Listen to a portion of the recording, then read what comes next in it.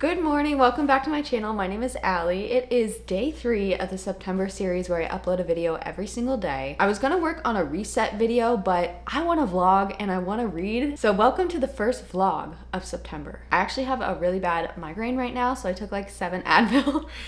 So I need to get something in my stomach. I wanted to show you guys, obviously this isn't sponsored, like no one cares about me, but I've been inhaling these Lucky Charms breakfast cereal bars. They are so good. So as I eat that, I'm going to start. My roommate is a vampire.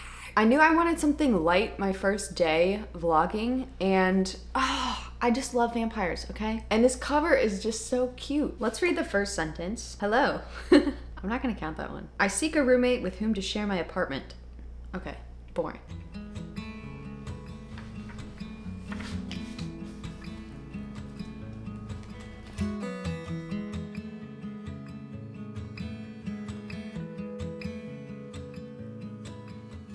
Okay, I got super distracted because my nephew FaceTimed me, which is absolutely crazy because he's only like 3.5. I haven't seen him in, oh God, it's almost like 2 years now.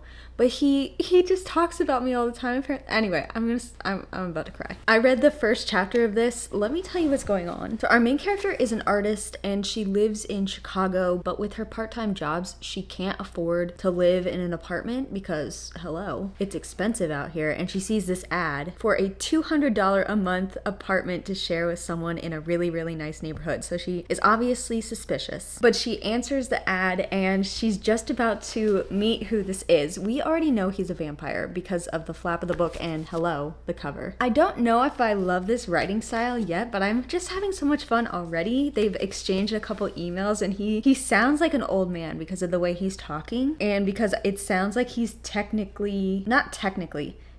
babe, what's it called? Like technically challenged, like when technologically. Okay, thank you. He sounds like an old man who can't figure out how Craigslist works or like the internet, which is just hilarious. Cause she's gonna go to this apartment thinking that he's a 70-year-old man and he's gonna be really hot. I just know it. I think the most unbelievable part of this so far though, is that when she saw a picture of the apartment, she didn't recognize a Smeg refrigerator. I feel like every girl on Pinterest knows this refrigerator, right? She said it was different from any other kitchen she'd ever seen because of like the old appliances, but I feel like this is pretty popular with rich, cool women, right? The thing that really has me curious, like when I first saw this, is according to the back of the book in the synopsis, she finds out that he's a vampire. But the last 2 sentences are, Cassie's new sexy roommate is a vampire, and he has a proposition for her. What is that proposition? Obviously, I can't tell you about it because it's going to be a spoiler, but like, I want to know.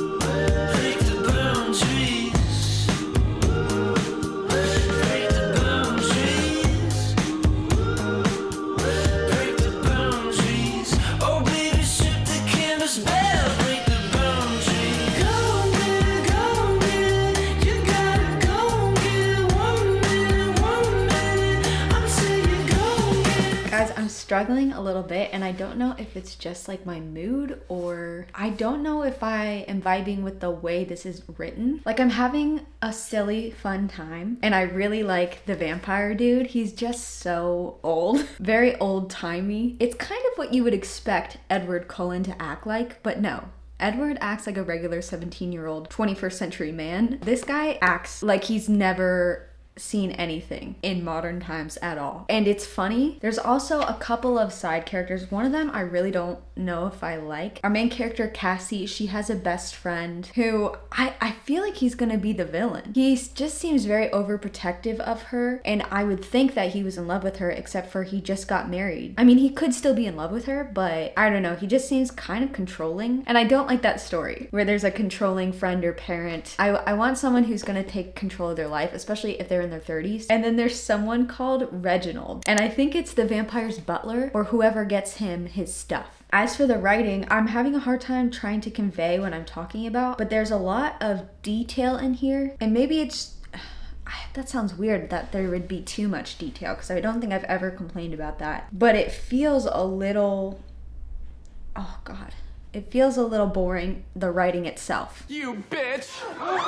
So I'm gonna get to the halfway point and let you know how I'm feeling at that point. I haven't vlogged in so long that I'm so scared this is already so boring. I'm sorry. Also, LOL. I've been trying to draw something. My friend Meredith with Reading with Merb, she is thinking about doing a new readathon all about creatures that are sort of like Pokemon, and people are drawing things for it, and I wanna try. I am so bad at drawing, and I admitted this to her. But some of the drawings that people are doing are so fun that I kind of want to try. I suck at it. I was trying to find something cute here. That looks like a demon. It was supposed to look cute. Like, I'm so bad at this. So I don't know, maybe I'll try digitally drawing something, because then I could maybe alter it if I fuck it up. But yeah, that's what's going on, and now I've told you about it. That's how vlogging works, right? A few moments later. Guys, this is actually so silly and funny. It's like a sitcom. Cassie is trying to find food to cook in the apartment, but all of his cupboards are empty, and he comes in, he's like, is everything okay? Where are your pots and pans? He says, I'm sorry, I don't follow. Well, I was gonna cook some spaghetti. Oh, you want to cook something? Yeah, so where are your pots and pans? They're, oh, I'm having my pots and pans repaired. You're having them repaired, really? and then he grins and says, Yes. it's like he's so proud that he came up with that excuse. It's actually pretty funny.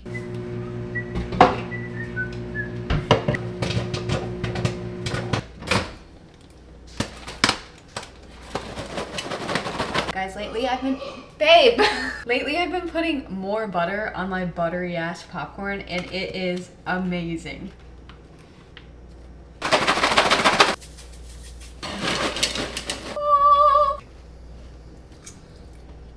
Guys, I don't know if I like this. And it's weird because I'm giggling, and it's fun, it's silly, it's goofy, and it's clearly meant to be, but for some reason, it's just not hitting with me right now. So I want to set it down so that I don't like force myself to read it when I'm not enjoying it. I feel like it does have the potential for me to enjoy it like at a different time. I hate that I'm just like a mood reader like this. Again, I don't think there's anything wrong with it, but the writing itself is way slower paced than what I want right now. I do like the text messaging and the notes. I love that sort of mixed media element because it makes a back and forth, the pacing like quicken up, because you go bing, bing, bing, bing, bing. Can you tell I'm an expert at talking about books? Bing, bing, bing, bing, bing. So yeah, I'm setting this down, which really sucks because this is the first vlog of the September series I'm doing, and I'm not finishing a book. What a bummer. So instead, I'm going to start Woke Up Like This by Amy Leah. This actually doesn't come out till Tuesday, I think, but if you're an Amazon Prime member, they do like first reads, so sometimes they release books early just for Prime members, and it's free. So now I have the ebook of this for free. And it's one that I'm excited for. It's also very light, and it might not be something I'm in the mood for either, but for some reason I feel like I'm gonna love it. First of all, I know that I like Amy Leah's writing style already because I read X's and O's by her earlier this year, and I had so much fun. This is like a 13 going on 30 story, but I think she's like 17 because she's going to the prom. Apparently this character is really type A. She is very much into tackling lists and, you know, being the best at whatever she wants, and I love those kind of characters. I like it when a character knows what they want and goes for it and is a little bit unapologetic about it. Anyway, she's at prom, I think, and she falls into her arch nemesis, and somehow they're transported into the future, I think when they're 30, and they have to figure things out. I think they're like engaged and they have to fake date essentially. I'm kind of hoping that it's in the current time when they're a teenager, so it's sort of like a futuristic book. That'd be kind of fun. Apparently though, Mindy Kaling, she already, I think, got the rights to make this into a movie or a TV show on Amazon. So that's very exciting. It makes me want to read it even more. Let's read the first sentence. Prom is the single most important night of a teenager's life, and you can't convince me otherwise. Girl, I never went to the prom. It was too expensive. The ticket was like $80. Plus to go to the prom, you had to pay your dues every year, which was like $100 every single year. You had to pay for a dress, which is at least $100. Hair, makeup. It was too expensive. Like, no. I just realized that B-roll with an ebook is much less fun because you can't even see me like turning the pages. Yeah. Anyway, guys, I have good news. I am loving this so far. I'm only 10% in on page 28, but this pacing is exactly what I needed. Hold on, there are like middle school girls looking in my window. Oh, this is so embarrassing. They can see my camera. Our main character is very, very type A, and she's hilarious. I feel like she could probably be annoying to some people, but I think it's purposeful because she's a girl who thinks she knows it all, and she's probably gonna be thrown for a loop here. And you know what's so funny is I'm reading this, and I just completely forgot that at some point she's gonna be thrown into the future. Like, I'm that absorbed into her story right now. We've met all of her friends. It's very high school. We've met her arch nemesis, her academic rival. It's so sad. I guess when she was in 9th grade, he asked her to homecoming, and she said yes, and she like got ready and everything, and she was so excited, and then he stood her up with no explanation. That's so sad. The main character, Char, or Charlotte, she's reminding me a lot of the main character in I Kiss Shara Wheeler. I forget her name. Chloe Green. She is just this like cutthroat academic, unapologetically competitive with everyone. I'm just loving the energy of this, and I'm so happy it's going to be turned into a show or a movie, I don't know which, because I can so clearly see it. It's very cinematic in that way, in like a rom-com-y way. Like, I can visualize everything and how they're gonna shoot this, and it's so fun. This is making me feel a lot better, and you know what? I think I might try to finish it tonight.